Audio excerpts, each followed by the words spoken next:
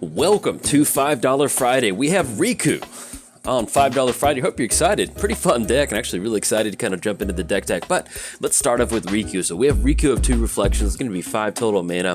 Whenever you cast an instant or sorcery spell, you may pay blue and red. If you do, copy the spell, choose new targets for it. Then whenever another non-token creature enters the battlefield under your control, you may pay blue and green. If you do, put a token that's a copy of that creature onto the battlefield.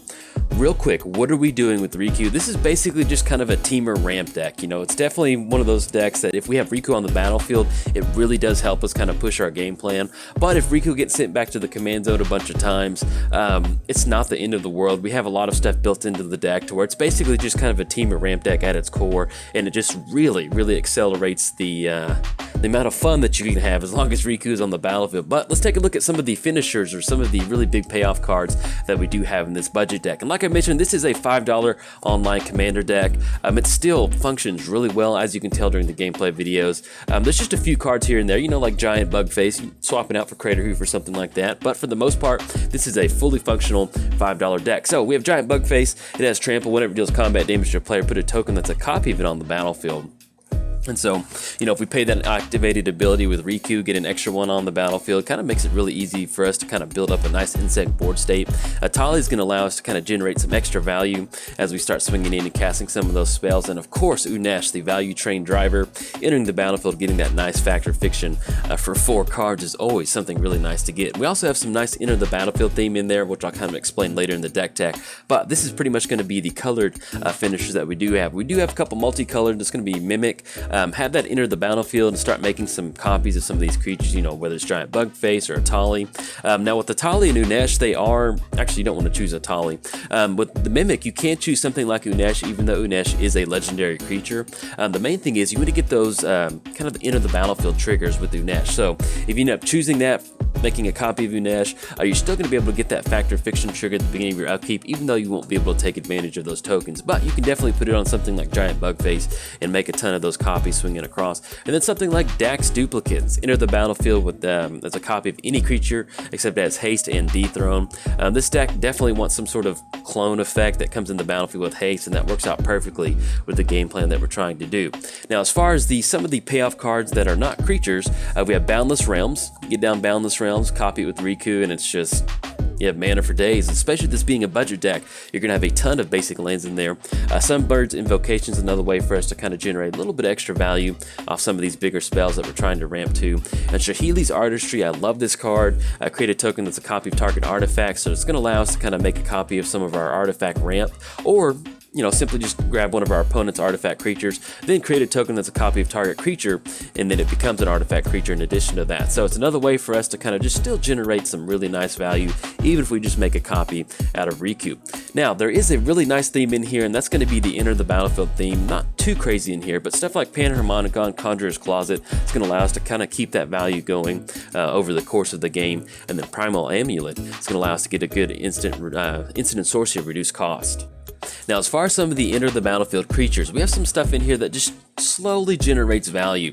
Stuff like Reclamation Sage, Green Warden, Wood Elves. This is all stuff that, let's say that we do have Panharmonicon down or Conjurer's Closet. Simply just bouncing these turn after turn is going to really allow you to kind of create a nice loop, whether it's getting lands on the battlefield, dealing with your opponent's permanents on the battlefield, and then Green Warden bringing stuff out of the graveyard. Also running Fierce Empath and Farhaven Elf is another way to kind of keep that ramp up and find our win condition with Fierce Empath. Outside of the green enter the battlefield creatures, we do have blue and red, a couple different ones in here. Muldrifter is going to allow us to draw a couple cards. Zealous Conscripts enters the battlefield, gain control of target permanent until end of turn. So it's always like when I play Zealous Conscripts, obviously, you know, if you're in a position to where you can swing in and attack and grab your opponent's big creature, you want to do that. But there's a lot of times to where you can let your opponent's Planeswalker get really close to an ultimate, and then since Zealous Conscript does target on a permanent, you can gain control of their Planeswalker and ultimate for your opponent and get that nice little added bonus to your side of the battlefield. So that's something to keep in mind. And then also, if you're a combo player, throw Kiki Jiki in here. You'll be able to go instant with Zealous Conscripts. For budget reasons, I did not include Kiki Jiki, but that will allow you to go infinite with Zealous Conscripts. And then also Mancers, another way for us to return some of those instant or sorcery cards from our graveyard to our hand. Now, outside of the enter the battlefield creatures and our finisher creatures, you definitely want to have some sort of just kind of core value stuff to kind of generate some card advantage. Factor Fiction is going to allow us to look at the top 4 cards of our library. Urban Evolution is going to allow us to make a few extra land drops and at the same time drawing 3 cards, and then Dig Through Time, look at the top 7 cards, which is always just a fun time casting Dig Through Time. But all of these spells, pay that extra 2 mana is going to be a really high impact for you. And stuff like Brainstorm and Ponder, may seem kind of funny to run like 1 mana cantrips in your commander deck, but being able to copy these, it's going to give you some really good card advantage, allowing you to kind of dig deeper into your library to make sure you kind of smooth out some of those draws. Like I mentioned, this deck is a ramp deck, so you definitely want to run some sort of land ramp. Nature's Lore, Cultivate, and Explosive Vegetation will definitely keep us online for sure, making sure that we get those land drops every single turn. And of course, a ton of artifact ramps, stuff like Chromatic Lantern and Gilded Lotus will really help us kind of get some of those spells that have, double red, double blue, make sure that we're not kind of stuck on lands. Then, outside of the ramp, got your standard basic kind of blue counterspell package. You don't want to go super heavy with counterspells, but stuff like Disallow is going to allow us to keep us open as far as whatever we need to counter. And then Cyclonic Rift and Aether Spouts will definitely allow us to kind of push some of those creatures into our opponent and go for some sort of kind of trample damage or get some really good win conditions going. Then outside of that, Nature's Claim and Vandal Blast is going to make sure we keep the board clear of any sort of artifacts on our opponent's side of the board, leaving just the ramp on our side. That's going to be it for the Riku deck. I do have 2 gameplay videos up for you right now. In fact, they're about to come on. So, if you enjoyed the deck tech, stick around, watch some of the gameplay. Welcome to Riku. As far as our opening hand goes, yeah, I like it. We don't have a blue source, but we at least do have Is It Signet, and we're playing against mono black, so we do not have to worry about any sort of artifact destruction, or at least without them jumping through some hoops. So we should be in an okay position. And other than that, I like it. We have some good card advantage with Brainstorm and Factor Fiction, and then some good protection for Riku. So opponents are also playing against Gonti, so happy Gonti Black Friday. Now, what are the And whenever I play against Gonti, whenever I try to record against Gonti, that's what I'm trying to say, is that he seems to always do a really good job. So hopefully we're going to at least be able to kind of put up a fight against Gonti. Let's go and lead off with Forest. Let's get that down. Let's get down to Is It Signet. That way it does put us online for blue mana. And then anything else, we'll go and pass the turn to our opponent. We are playing Riku of Two Reflections. $5 Riku. Whenever you cast an instant or sorcery spell, you play blue or red. If you do copy that spell, choose new targets for it. And then whenever a non-token creature enters the battlefield under your control, play blue or green. If you do, create a token that's a copy of that creature. Let's go and lead off with Temple of Abandon. That sounds good. That'll be a good scry action for us. And then we can still get down Swiftfoot Boots. Yeah, that'll be good. Let's go and get a Temple of Abandon. Get the scry going. Shahidli's Artistry. Let's definitely go. That's a nice card, but let's go and put that on the bottom for right now. Let's tap down on Is It Signet, and let's go ahead and get down Swiftfoot Boots. That's going to be 1/2. Make sure we do not tap that blue mana, and then we'll go and go for Brainstorm, and then just kind of see if we can't set up the better part of our library. Okay, Boundless Realms, Aether Spouts, and then Green Warden. As far as this goes, we can actually kind of set it up next turn with Factor Fiction to get rid of some of this stuff. Let's go ahead and put Boundless Realms on top of our library. Let's go ahead and put Aether Spouts on top. Yeah, put both of those on top, and then anything else we'll go and pass the turn to our opponent. We're playing against Gonti, Death Touch. Whenever Gonti enters the battlefield, look at the top 4 cards of target opponent's library. Exile one of those cards face down. Then you may spend your manas or any color to cast that spell. And then hopefully, should be a pretty interesting match. Let's go and draw into Aether Spouts. And then do we want to go for Factor Fiction? See if we can't hit the land drop for the turn. Yeah, I'm okay with that. So let's go and tap down on Is It Signet. Let's go ahead and go for Factor Fiction. Look at the top 5 cards of our library. And at this point right now, pretty much going to be looking at the Gruul Signet or the Explosive Vegetation package, depending on how they go. Yeah, I'll take that in a heartbeat. Let's go and take pile 1. We'll take those. Let's go and get down the Gruul Guildgate, and then we'll go and pass the turn to our opponent. So that will put us at 8 total cards in the hand. So we'll have to get rid of something. And I guess we'll go and get rid of Rapid. I think, if we need to, we can get it down to return target card from our graveyard to our hand. So let's just go and put Rapid into the graveyard, because I actually do kind of like in the spot to where we get to a point to where we get down to Green Warden, in addition to Panharmonicon, and start bringing back some of the stuff out of our hand. And then looks like our opponent, unfortunately, they're missing out on that black mana to get down Gonti, so we'll take it. It's not pretty, but we'll take it. Let's see if we can't go ahead and get down some islands, and then we'll just really kind of start ramping from here. Let's go and get down Gruul Signet, and then let's go and go for Explosive Vegetation. let's go and grab double island. That way, finally open us up on islands, get those down, and then anything else, we'll go and pass the turn to our opponent. But yeah, as far as this deck goes, if you didn't see the deck tech, this is pretty much what we want to do. We want to get down Riku and just kind of a teamer ramp deck, you know, start kind of ramping into some really good stuff. Get down Mimic, hasn't entered the battlefield as a copy of one creature, except create a token that's a copy of it. And unfortunately, our opponent did miss the lane drop again, but we'll at least go ahead and get down Riku, and then see if we can't get Lightning Greaves to stick. So let's go and tap down, at least leave up blue for that, green, and let's see if we can't get Swiftfoot Boots to stick. Okay, so they do have Doomblade that will take care of that. Unfortunately, send Riku back, and then let's go ahead and get down Is It Boilerworks. We'll go and bounce the our mountain back to our hand. There we go. And then that's put us at 3 mana, nothing for 3, so we'll go and pass the turn back over to our opponent.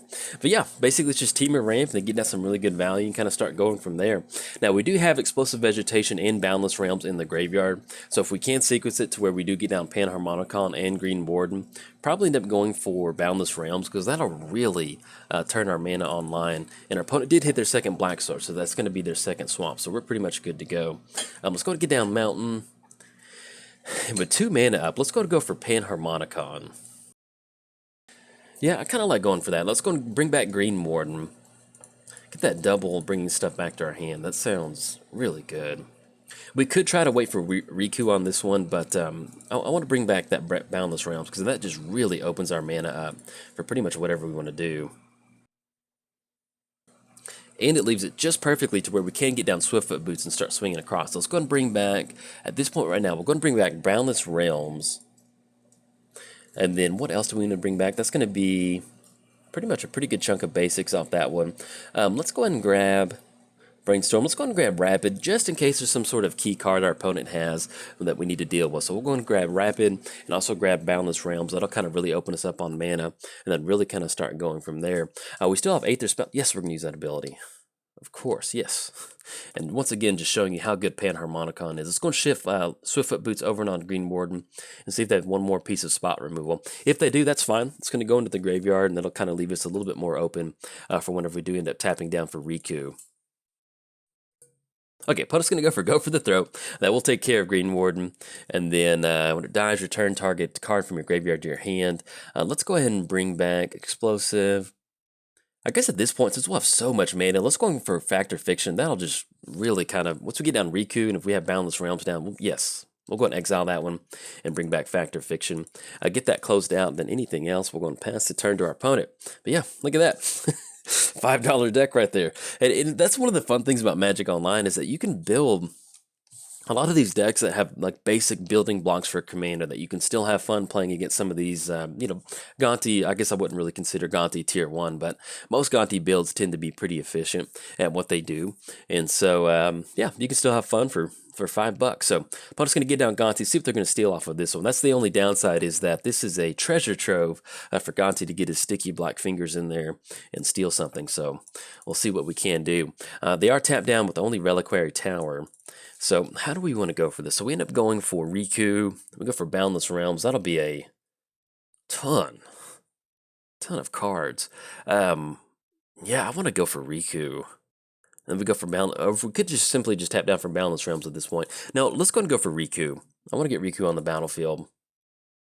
Yeah, because that really opens us up. So this is kind of a little bit more of a bigger play, but yeah, let's go and go for Riku. So it's going to be tap down, Is It Signet, tap down on Gruul Signet. And then let's go ahead and get down Forest. Let's go ahead and get Swiftfoot Boots over onto Riku. And then we'll still go and get down Lightning Greaves. Yeah, that'll be good. Go and get down Lightning Greaves. That way we can still kind of get some other stuff. We'll go and put Lightning Greaves onto Riku, because who knows, get double protection. And then anything else, we'll go and pass the turn to our opponent. Unfortunately, I tapped down on blue mana a little bit awkwardly while I was doing that. So we don't have Rapid online.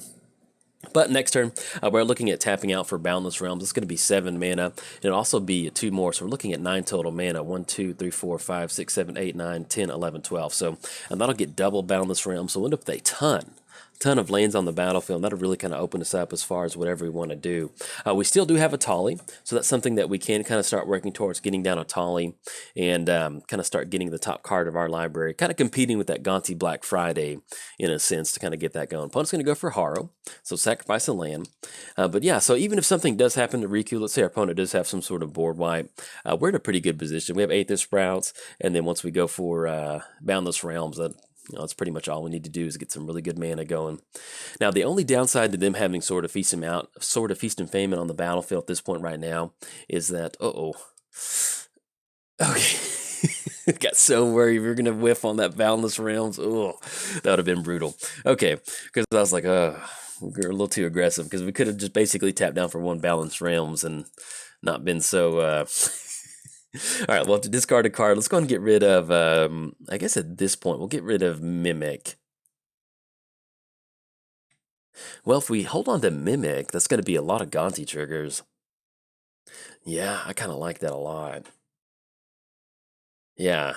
Actually, let's go and get rid of Fact or Fiction, because with Mimic, we can make a copy of Gonti and then just go to town. So hopefully they don't have any more sort of hand disruption, and then we can Aether Sprouts the next turn, get rid of Gonti, and then get some pretty good stuff going.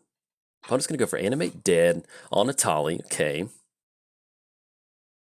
And that's pretty gnarly from our Gonti opponent, having a Gonti and a Tolly on the battlefield. So, and equip it onto a Tolly. And unfortunately, that's, yeah, with the Tolly, it's going to get protection from black and green. And so with some of these earlier enchantments, it's going to get rid of that enchantment. They're going to have to sacrifice it. So a Tolly will go back to the graveyard, and our opponent will go down on mana. So, yeah, yeah, that happens. I drafted... I did some special sort of draft on Magic Online one time, where it was like a Halloween draft, and it was like random Halloween stuff. I don't know how to describe it. Actually, let's do this, and I'll talk about that story in a second. Let's go to Get Down Island. Let's go for that Boundless Realms. We definitely need to leave up as much... we definitely need to lead up blue-red for that. So we're going to tap down on green, and we'll tap another Gruul Signet. Yeah, we're going to tap down for Boundless Realms, because we need to get this out of the hand, and then we'll leave up Boilerworks to make a copy of that spell. So we'll be in a pretty good position. Yes, we're going to tap down on, is it Boilerworks? Oh, look at that. I love it. All right, so we're going to end up with double Boundless Realms, which is pretty nasty. And we've got a ton of basic lands in here, since this is a budget deck, so this is pretty sweet. We'll see what we'll pretty much going to be able to catch all of our basic lands.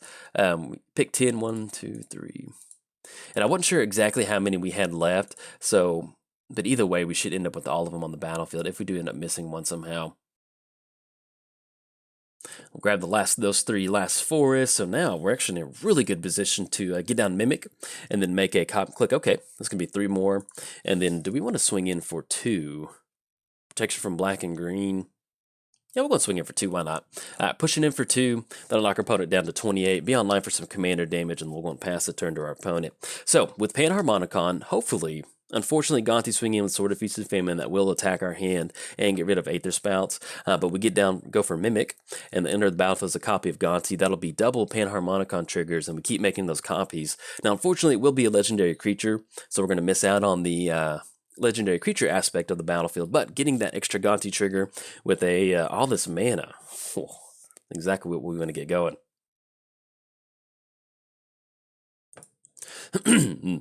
Okay, opponent's going to go for Expedition Map, searching the land for a card, putting it on the battlefield. And let's see.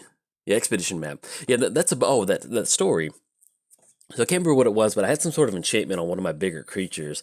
And then I forgot that protection, the same thing with Sword of Feast and Famine. Protection from a color means, that color doesn't matter from you, from your opponent.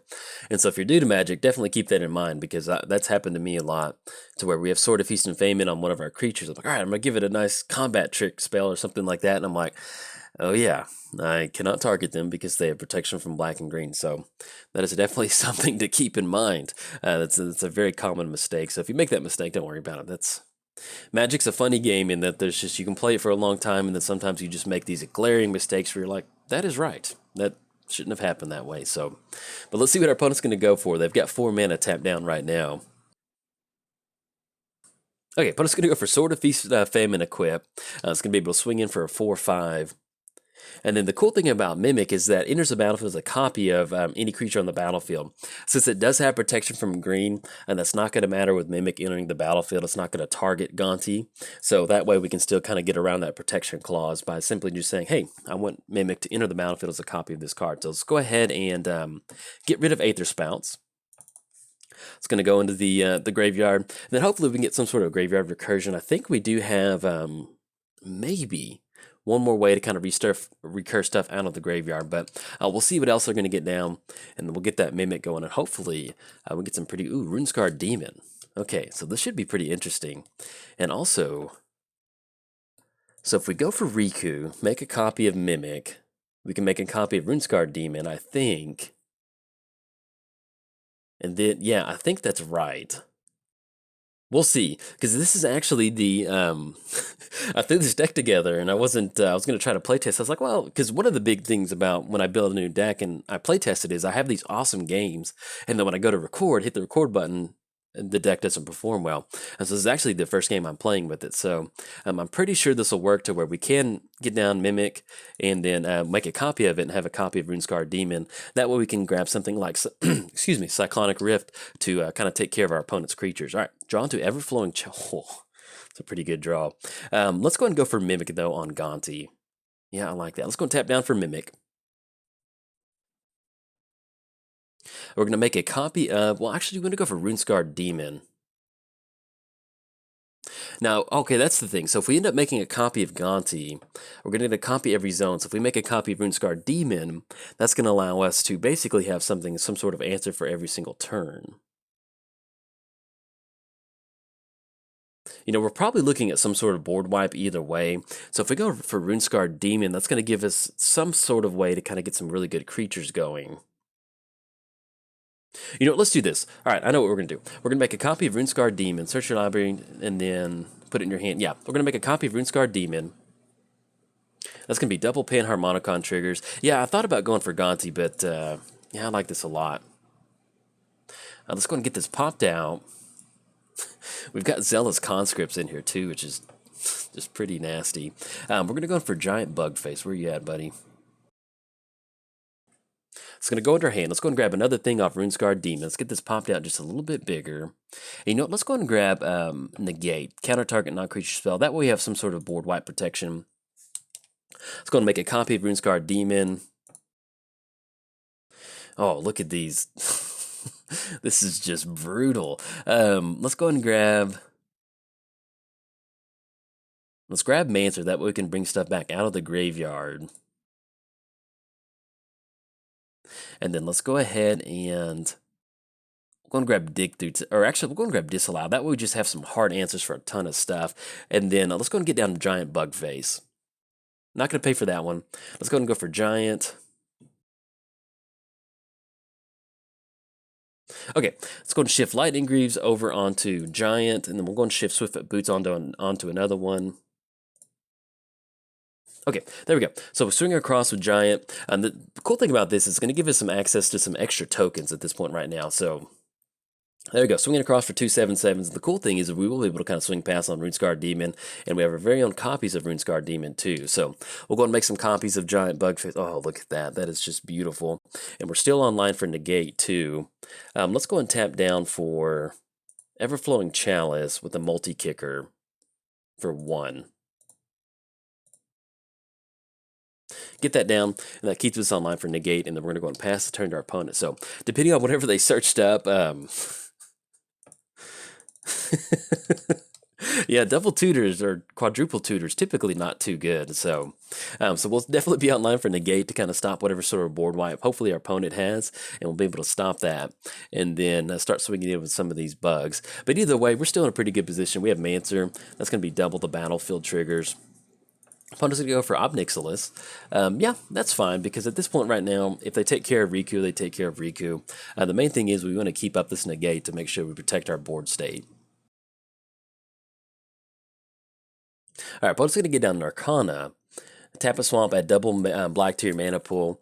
And I think at this point that should be enough for us to close it out. They have one more mana left, so we'll see what's going on. They can still go and swing in with Gonti, Lord of Luxury, which unfortunately they're going to be able to get that untapped step, but It's not the end of the world with that. So we will have to discard a card. At this point, we'll just go ahead and get rid of. I'd like to hold on to Disallow, but we need to go for Negate. So we're going to let Gonti swing across. That's going to untap their lands. Going to get rid of Disallow because we can still get down Mancer next turn to bring back some of that stuff back to our hand. Okay, so we're looking at Devotion of 1, 2, 3, 4, 5, 6, 7, 8, 9, 10, which we can survive that. Yeah, because we can't go for Negate. And I'm kicking myself because I just got so excited to get all these bugs on the battlefield that we didn't leave up enough blue mana to take care of this. So I'm kind of kicking myself about this, that we didn't leave up the opportunity to leave up Disallow and Negate because I got so excited. So we'll see what else they have left with that 18 mana. Hopefully it's just a normal spell. It's not some sort of bounce spell, and we'll be okay. Even if it is something like Conjurer's Closet, we can still counter the actual Conjurer's Closet with Negate. It's only 2 cards left in their hand too, so either way, Negate should be in a pretty good position to get us out from underneath this one. Okay, opponent's going to go for Dark Salvation. A target player creates X 2/2 black zombie creature tokens, and up to 1 target creature gets -X for each zombie that player controls.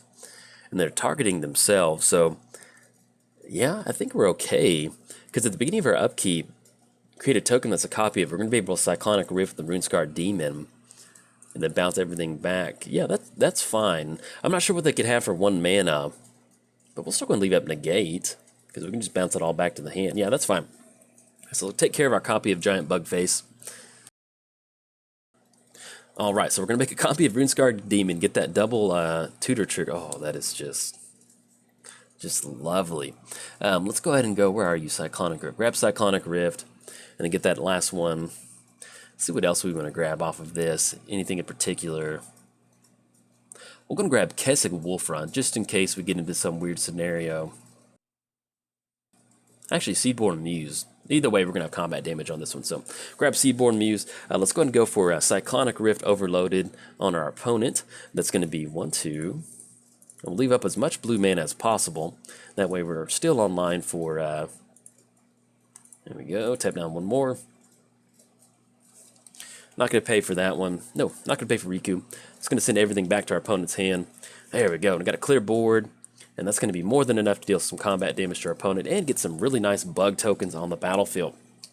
So you can see how nice it is to get Giant Bugface on the battlefield, have him start swinging across, make a trample, make a copy of him, and then just really get some really good stuff going. That's going to be 7, 14, 21. That's going to be 27. That'll be 34.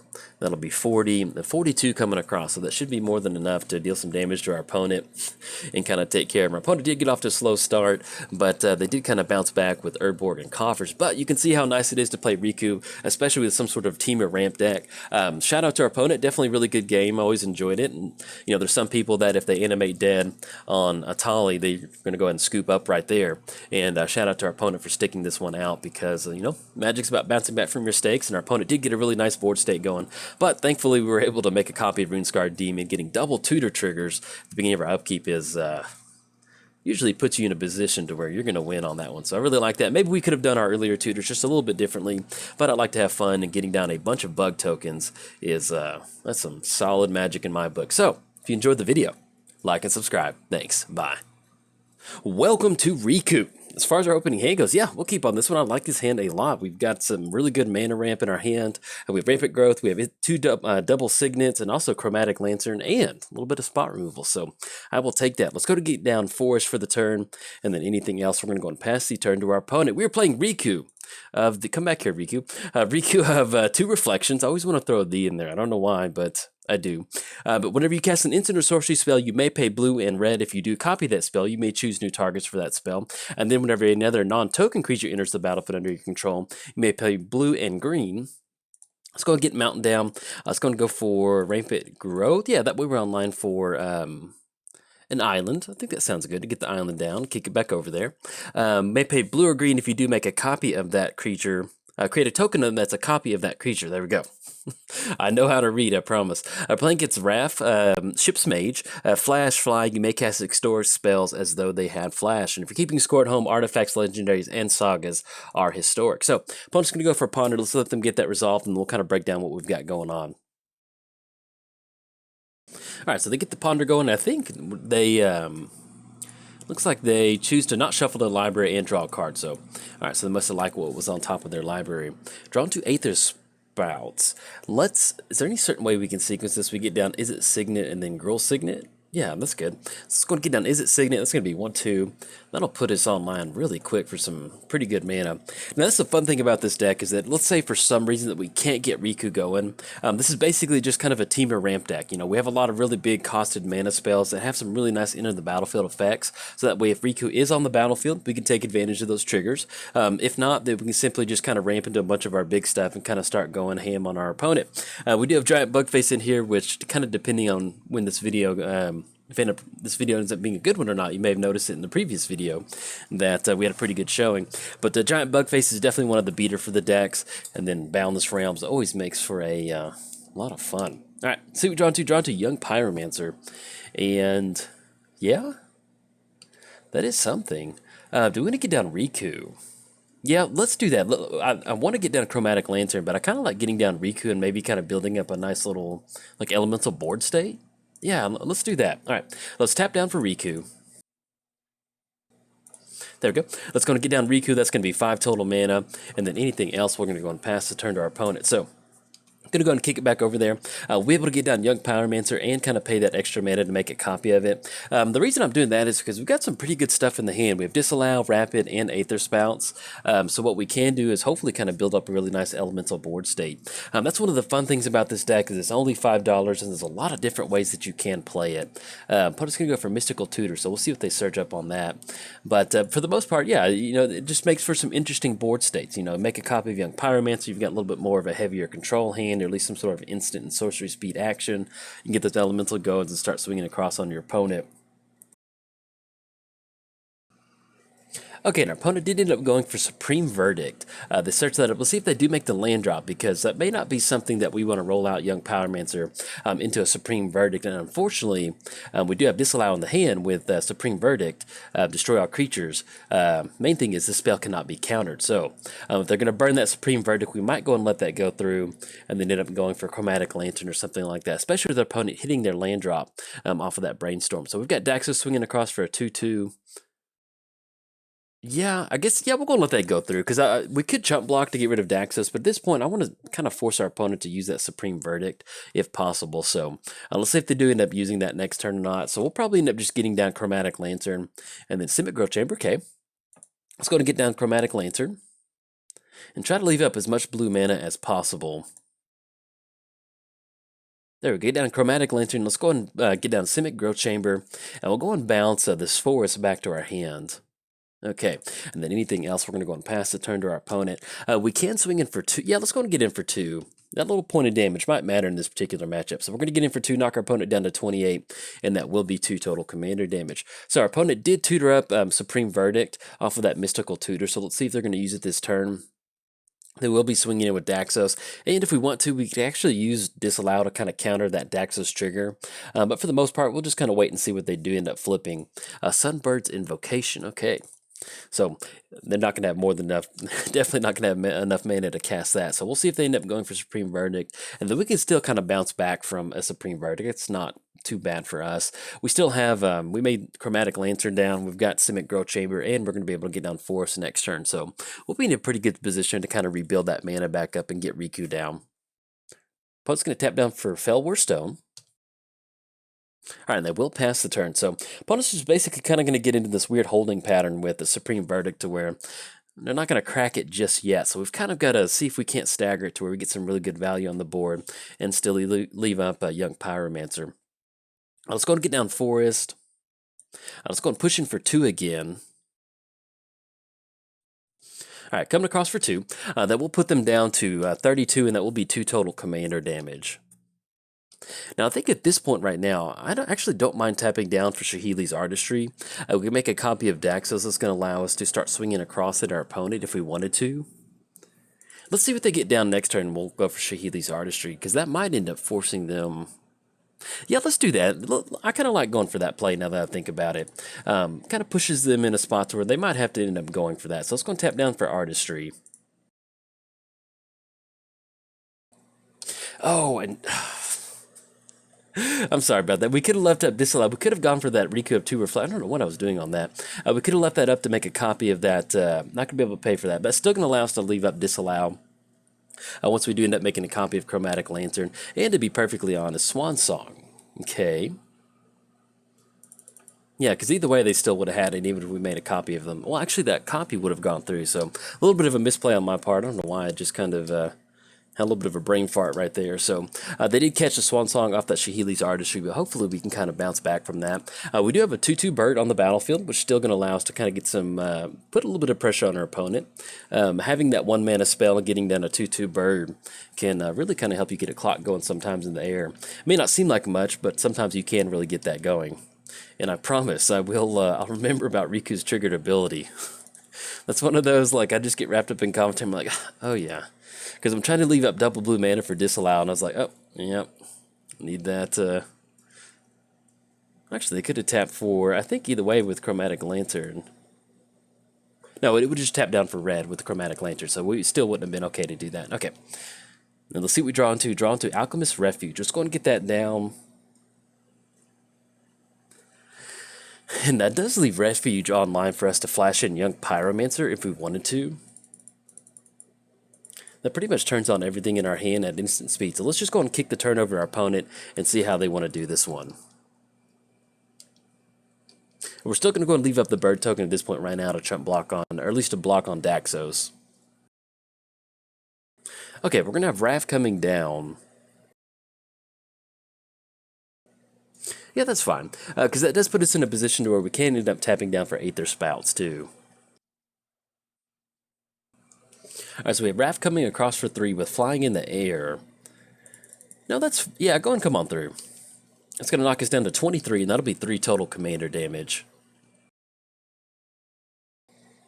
Now, we can flash in Young Pyromancer. That's basically simply just going to draw out that Supreme Verdict from our opponent, but that's something that we might want to do if we want to kind of get stuff moving. Yeah, let's go and do that. Let's try that. Let's go for Alchemist Refuge. It's going to be 1/2 off the Simic Growth Chamber. Let's flash in Young Pyromancer. Okay, and we'll go and play blue-green on that to make a copy of it, too. Alright, this is going to be 2 Young Pyromancers on the battlefield. At this point right now, we just don't really want to play around a Supreme Verdict all day, so this is pretty much going to be a prime board state for our opponent. We did get them to kind of draw, get their commander on the battlefield too, so at least we'll kind of catch that within the Supreme Verdict too. Let's go and swing across with the 2 bird tokens. Alright, then anything else? Yeah, because that puts them on flashing, going for Panharmonicon, not Panharmonicon, going for Supreme Verdict next turn. We can still flash in Panharmonicon at the end of their turn if they do end up tapping down for that. If not, we'll still be able to get a few more extra tokens on the battlefield by going for something like Rapid. Put us to go for Helm of the Host.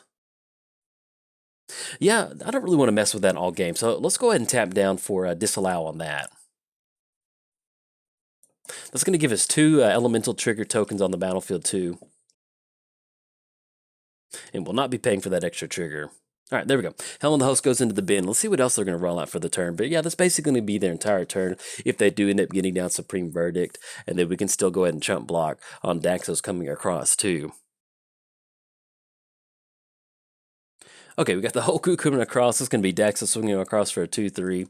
I guess at this point right now, we'll just go and chump block with one of the elemental tokens on Daxos, and then nothing on the commander flying across. Okay, that will be them finally casting Supreme Verdict out of their hand. Nothing we really need to do in response to that, so yeah, go ahead. It's going to clear the board out. Now, depending on what we draw into, we'll probably still end up getting down a Riku on this one. So Riku's going to be 7 mana, 1... and actually be 1 away if we try to go for Cultivator's Caravan. So let's go and tap down for Riku. If they've got a counterspell, they've got it.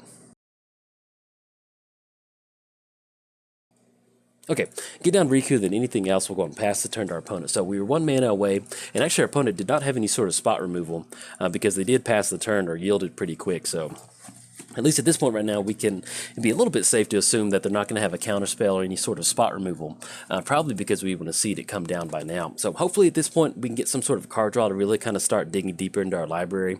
We have some really good amount of mana on the battlefield. We've got a lot of mana rocks, and we'll also be getting down getting down Cultivator's Caravan. Enters the battlefield, search your library for a legendary card. Yeah, go for that. Okay, get down Thalia's Lancers, and then kind of go from there. But yeah, for the most part, if we get that card draw going, get some sort of good creatures down, especially with some sort of enter the battlefield trigger with Panharmonicon, we'll be in a pretty good position. And depending on what sort of legendary card they do end up searching up with Thalia's Lancers, we still have Aether Spouts to kind of put those two creatures on the bottom.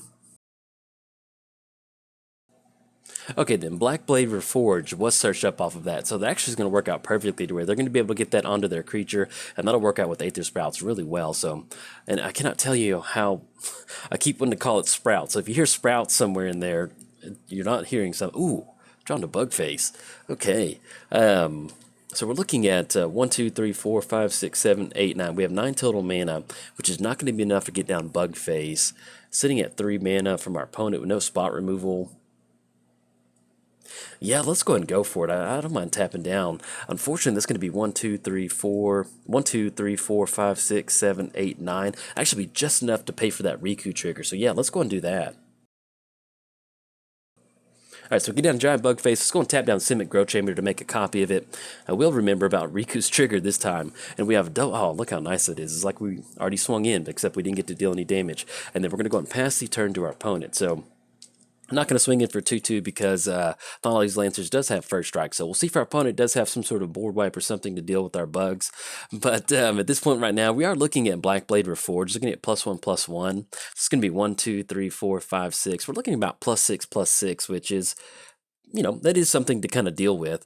But at this point right now, it doesn't have trample or anything, so we can definitely make that work. And we're also looking at Rapid next turn too, to kind of take care of Blackblade, or at least make it a little bit better for us to swing across and really get those insect tokens going on the battlefield. Ooh, drawn to Kessig Wolfrun. Okay, let's go and get down Kessig Wolfrun. And so that's going to be 14 coming across with Giant Bugface. Probably not going to see a block. Can we tap out to where it's... Alright, so we're not going to be able to deal enough damage in one turn with Kessig Wolfrun. Let's go and push across with Giant Bugface, and then we can actually go for Rapid, whatever sort of creature they do end up blocking with. That way we can take care of it. So let's go and swing across, and then anything else? No, let's go and get that going. Yeah, let's go and go for Rapid, and do we want to end up paying for that to make a copy of it to give them 2/3/3 Beast tokens? Yeah, we'll still have more than enough mana to do that. So let's go and cast Rapid. And we'll go and pay blue-red off of this. Okay, it's going to take care of Thalia and also allow all of that damage to go through. So it's going to come across for 14, end up with 2 more bugs on the battlefield, and then anything else. We're still going to leave up Aether Spouts. That's going to be 1, 2, 3, 4, 5, 6, 7. We get down Cultivator's Caravan. That's going to be 1, 2, 3, 4, 5. Yeah, let's go and tap down on Cultivator's Caravan. There we get down Cultivator's Caravan. That's 1, 2, 3, 4, 5. Yeah, just enough for Aether Spouts, and then anything else we'll go and pass the turn to our opponent. So we've got at least 4 bugs on the battlefield. That's going to put them on having some sort of board wipe for this turn, or some sort of way to kind of search one up. If not, there we go. Opponent's going to scoop it up on this one. So we end up getting 2 giant bug wins, which is always a lot of nice to kind of get that going. But you can see how potent it is simply just getting down a creature like this and getting those creatures amplified out. So anyways, if you enjoyed the video, like and subscribe. Thanks. Bye. Thank you for watching the video. If you enjoyed the video, make sure to smash that like button. Subscribe to the channel for more awesome MTG content just like this. And make sure to tap the bell icon to be notified whenever a video is made live. If you want to keep watching content, here are 2 more videos for you. This video and many others are sponsored by MTGO Traders and Cape Fear Games. Buy and sell digital singles to build your online collection today with MTGO Traders, and get your paper singles, accessories, and much more from Cape Fear Games. Whatever your Magic needs, both places have you covered.